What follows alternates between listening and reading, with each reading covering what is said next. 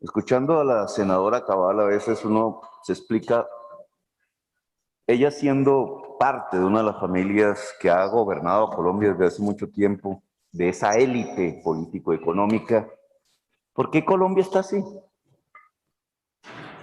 ¿Por qué no logra encontrar las soluciones a sus ejes fundamentales problemáticos? ¿Por qué Colombia lleva 2 siglos de violencia permanente? ¿Qué país de la Tierra hoy nos podría decir que tiene una historia similar a la Colombia en términos de violencia? ¿Por qué Colombia tiene 2 siglos de guerra permanente? Por la FARC, por el ELN, hace 2 siglos no existían la FARC ni el ELN, existían liberales y conservadores armados matándose entre sí.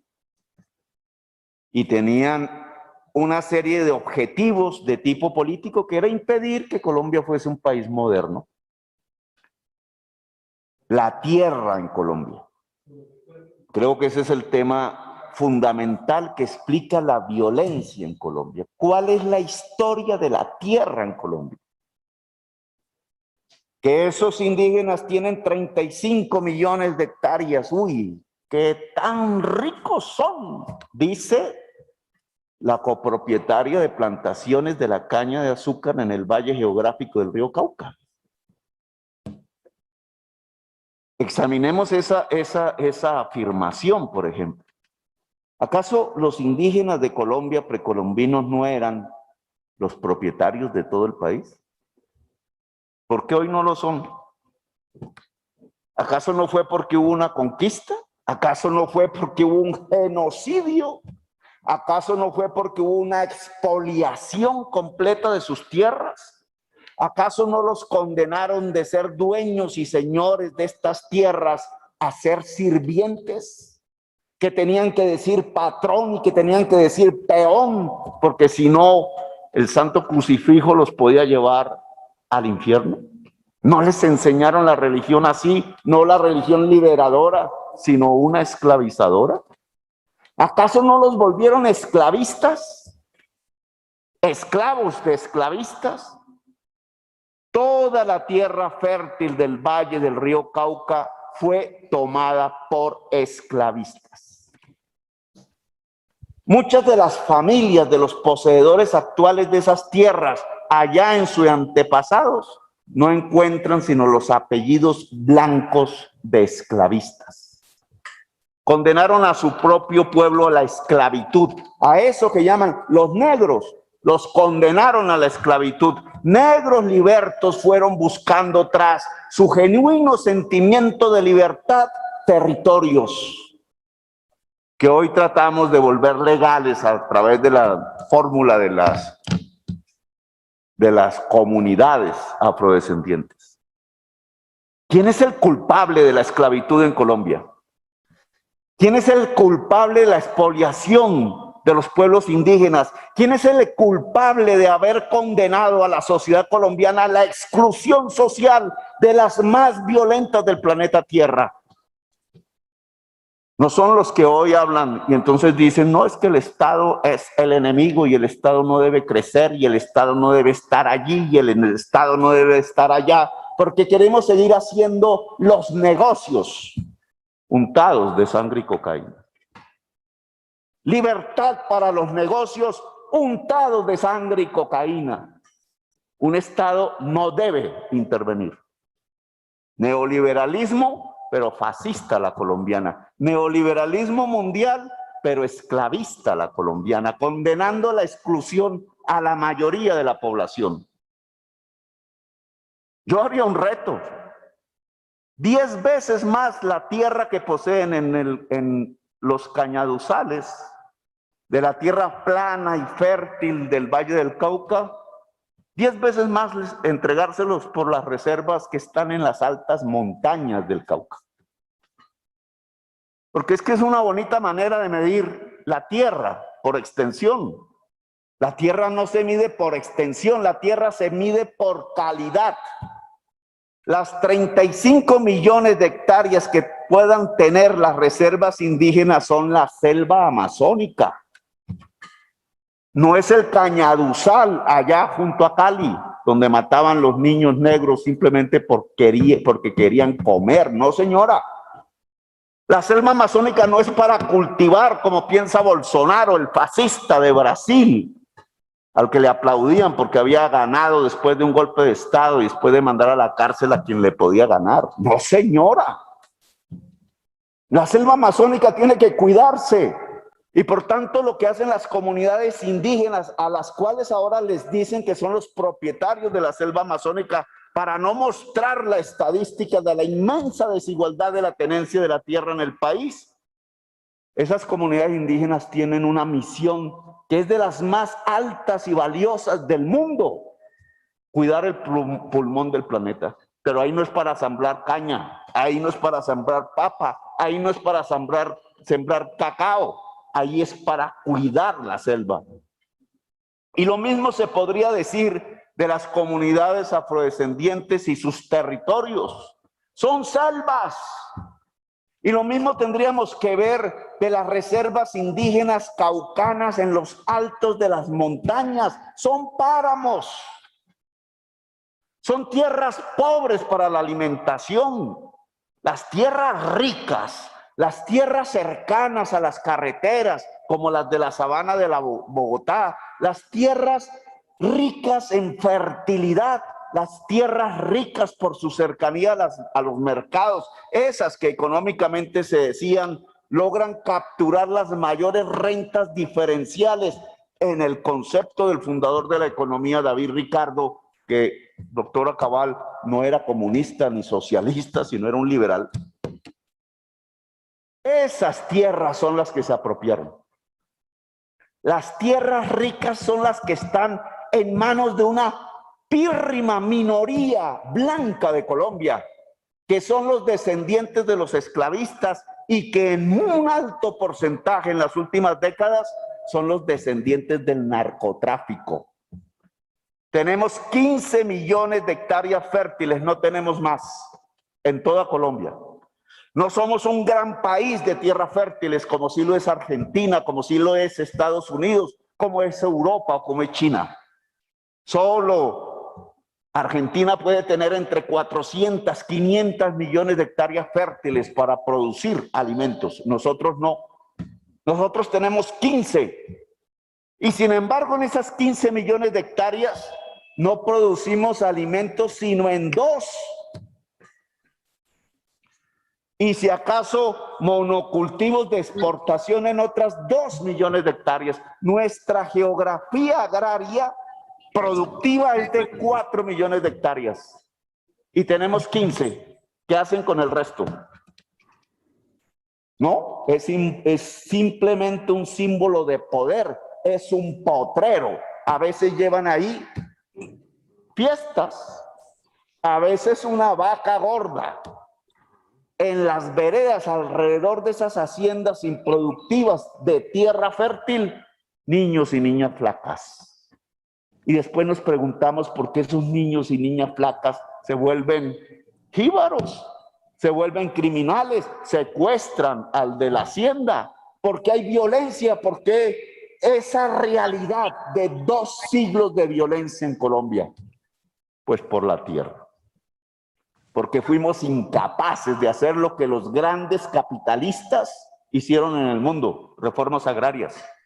La reforma agraria no es un invento de comunistas. La reforma agraria es la creación y fundamento del capitalismo mundial.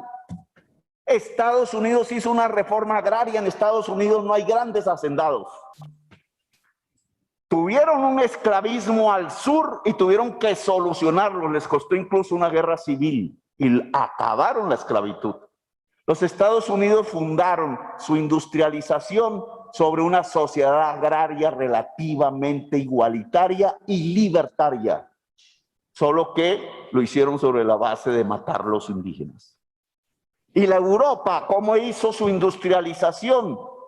Hicieron revoluciones, hasta le cortaron la cabeza a reyes, quitaron el feudalismo y repartieron igualitariamente la tierra, como en Francia. Allí donde no lo hicieron, como en España, en Italia y en Alemania, se construyó el fascismo. Y una de las peores barbaries de la humanidad, el genocidio. 50 millones les costó a los europeos solucionar el problema.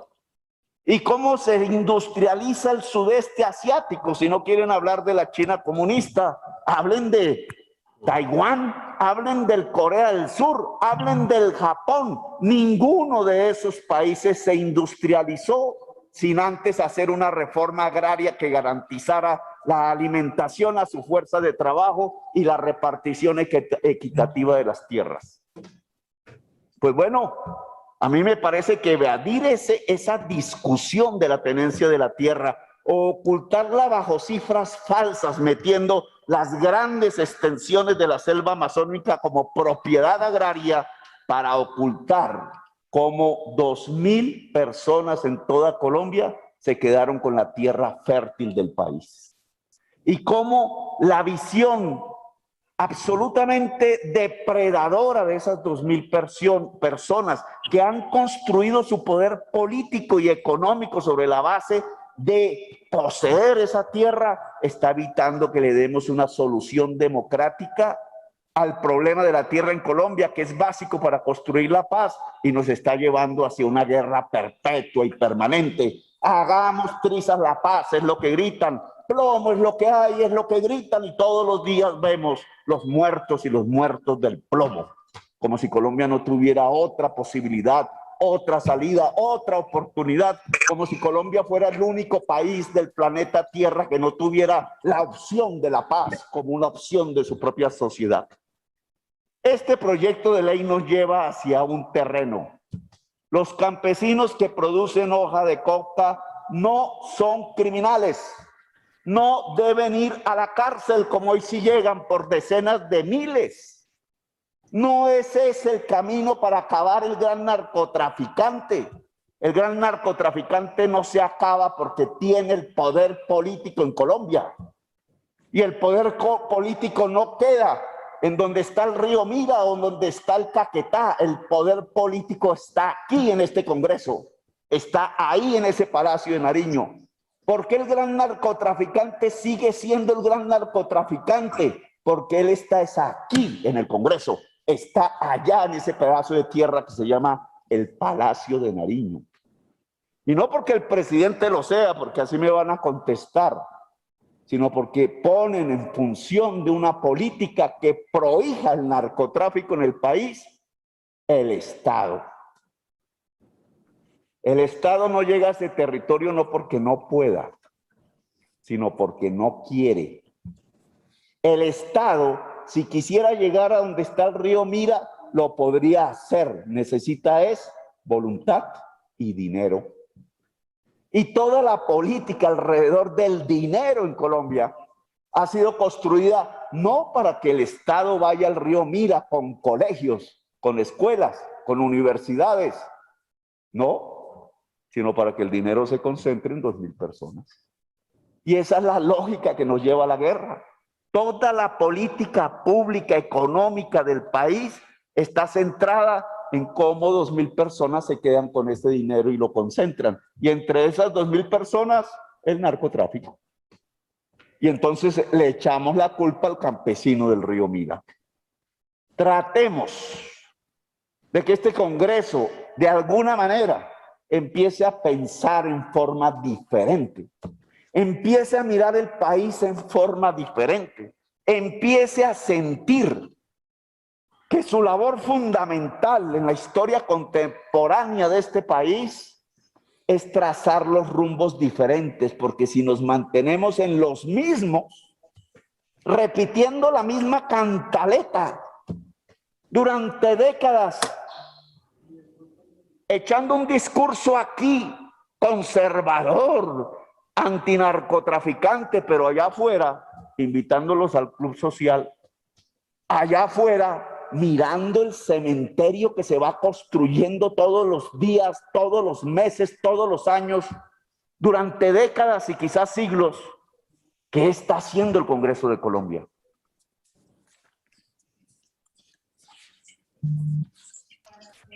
Continúe, senador Petro. Active el sonido, por favor, para que culmine. Senador Petro. Prende Se el había micrófono. configurado. ¿Sí se oye? Sí, ya. El Congreso de Colombia se configuró de esclavistas. Los esclavistas hicieron las leyes. Los antecedentes de estas leyes que tenemos son las leyes de los esclavistas. Y los esclavistas decían, aquí se paraban en algún recinto similar. ¿Saben qué decía, señor presidente? Que cómo iban a liberar los esclavos si eran propiedad privada, y entonces antes que liberarlos tenía que haber una indemnización al esclavista. ¿Ustedes no les parece igual al discurso de hoy? Decían así los senadores esclavistas que eran propietarios de esclavos del Valle del Cauca, poseedores de haciendas de caña de azúcar. Decían en este Congreso, el esclavo es propiedad privada y si los van a liberar, o tienen que derrotarnos con las armas o nos tienen que indemnizar. Y a eso le llamábamos nosotros democracia, república. E hicieron la guerra. Aquí llegaron a Bogotá y tumbaron al presidente de ese entonces, José Hilario López, creo que se llamaba.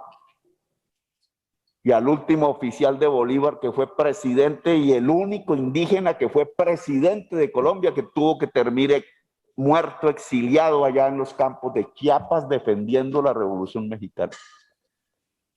Eso es la democracia. Este Congreso hizo leyes de esclavistas. Este Congreso en tiempos contemporáneos hizo las leyes de los narcotraficantes, permitió la expoliación y el lavado de dólares con la tierra, permitió el desalojo de millones de campesinos. Y ahora no somos capaces de mirar a ese campesino que no tiene otra opción que irse a una selva, tumbar árboles y sembrar lo único que le puede producir para que sus hijos coman, y lo llamamos criminal por ley, cuando son los criminales del Congreso los que llevaron a ese campesino a esa circunstancia a través de sus leyes durante la historia de Colombia.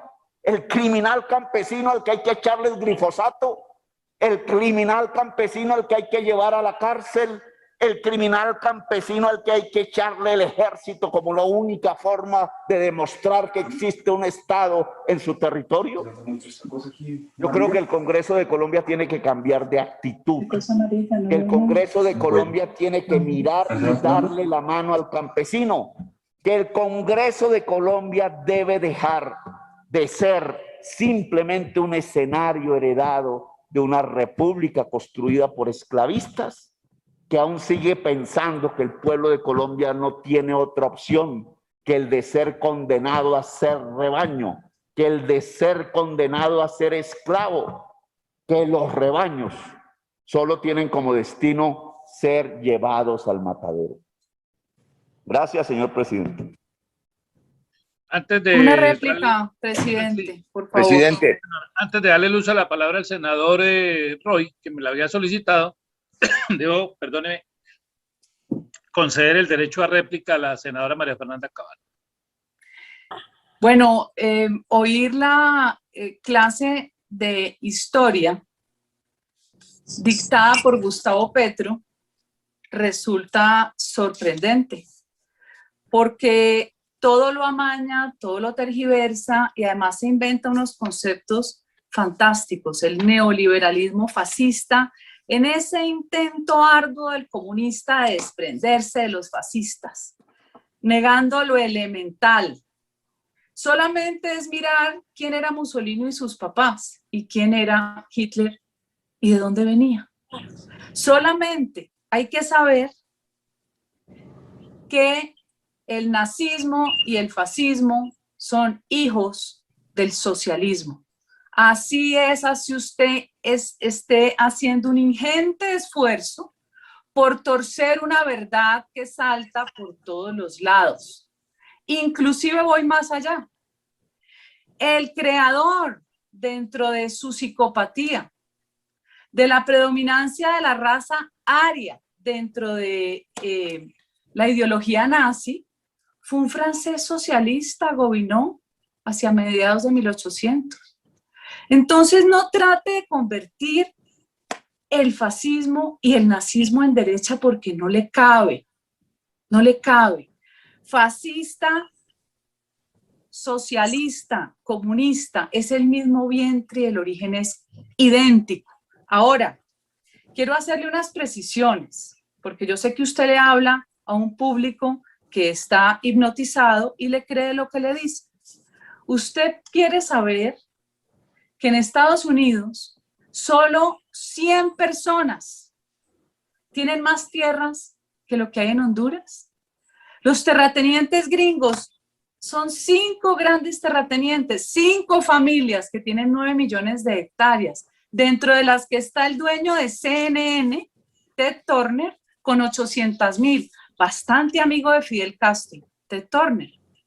Allá no están con el discurso de la tierra como si viviéramos en 1700, en 1800. Allá entendieron que el capital era la base del crecimiento y que solo en un sistema capitalista la clase popular, esa que venía de ser esclavizada, indígenas, negros, la gente empobrecida, tenía una opción de salir adelante.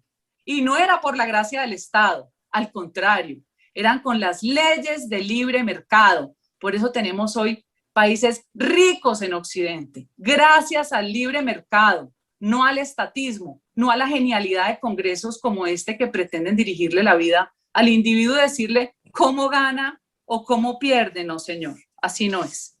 Cuando usted hace referencia a la historia de la esclavitud y hace señalamientos a mi familia, bueno, parte de la historia de Colombia es esa. Es una historia de conquistas entre los pueblos indígenas y después de la conquista española, gústenos o no, fuimos conquistados y hoy somos un país riquísimo, no solo por la mezcla racial y la diversidad. Por eso tenemos comida, música y un sincretismo sensacional. ¿Cuál es el problema? ¿Usted cree, senador Petro, que su odio y su resentimiento me van a hacer a mí sentir culpable de mi origen y que siento además un orgullo y un agradecimiento con mis antepasados por lo que lograron en el Valle del Cauca, que no lo que usted dice esclavitud? La esclavitud fue en el estado del Cauca. El Valle del Cauca hoy tiene sus signos de riqueza gracias a la agroindustria, a familias como la familia Eder de origen judío. Gracias a la agroindustria hay miles de familias que lograron ser clase media y lograron acceder a estudios superiores que de otra forma no lo hubieran hecho, porque el empleado mejor pagado, para que usted lo sepa, así salga gritando diciendo que no, es el empleado de la industria azucarera y el empleado de La Palma. Incluso el de La Palma gana mucho más y mejor. Hoy en día, la misma herencia es la mejor reforma agraria, porque usted sigue pensando que nosotros vivimos como en esas novelas mexicanas, ¿no? Que llegan en coche, en carruaje.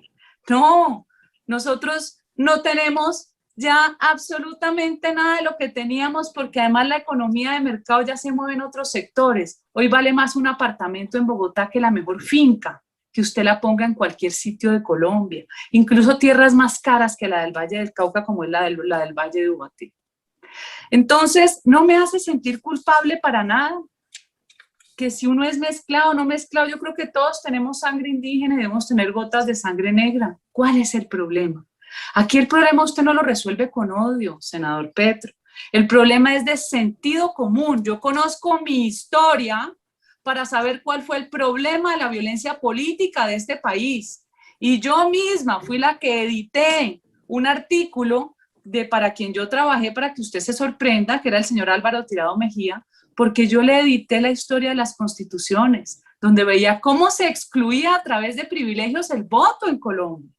Y eso hay que conocerlo, así como se excluyó a lo largo de la historia en distintos privilegios y castas. Pero los más asesinos son esos de las doctrinas colectivistas que a usted le gusta, porque el récord se lo lleva Stalin, comunista, y Mao, comunista. Un poco más asesinos que Hitler, o otro asesino que no deja de serlo. Entonces, si va a reescribir la historia de Colombia y la historia universal, por favor, los hechos verificables de la historia. Por eso esta disputa entre historia y memoria, por eso ustedes quieren controlar la memoria para convertir a un asesino en serie como el Che Guevara como modelo para una juventud completamente desinformada e ignorante. Por eso es que ustedes se inventan y promueven el tema del mito de Marquetalia. ¿Qué mito? Más bien cuéntenos la violencia política del M-19, cómo secuestraron y asesinaron a José Raquel Mercado. Cuéntenos qué hicieron en el departamento del Cauca, uno de los más económicamente productivos en términos agropecuarios, que hoy es una ruina, porque sus amigos de la élite, óigase bien para que les sepa bien mal, de la élite terrateniente del CRIC, esos que se chuparon 50.000 millones con la cumbre agraria porque se los regaló el ministro Iragorri, esos, igual que los del PCN, de las comunidades negras, 50.000 millones. ¿Dónde está la platica? La élite terrateniente del CRIC, que hoy tiene 800.000 hectáreas de tierra, en su mayoría improductivas y otras en coca. ¿Le disgusta mi discurso? Me alegra que le disguste, porque no quiero parecerme en absolutamente nada a usted. Una moción de orden, Muchas gracias, presidente. Señor presidente, Una le moción de rogaría orden, la presidente. palabra, que la estoy esperando con paciencia después de las réplicas larguísimas de los compañeros, si es tan amable.